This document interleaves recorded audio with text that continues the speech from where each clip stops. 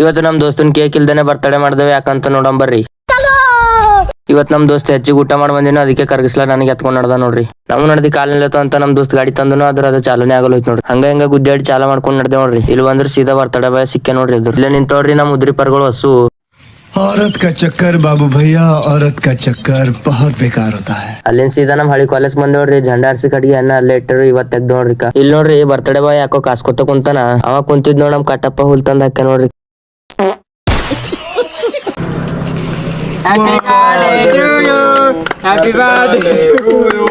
Birthday ನಿದ್ದಿಲ್ರಿ ಸುಮ್ಮನ್ ಮಾಡ್ದೇವು. ಇವ ನೋಡ್ರಿ ಹೆಡ್ ಫೋನ್ ನೋಡ್ತಾ. ಇವ ಹೆಚ್ಚಿಗೆ ಫೋನ್ ನೋಡ್ತಾನಂತ ಇವನಿಗೆ ಸನ್ಮಾನ ಮಾಡಿದವ್ರಿ.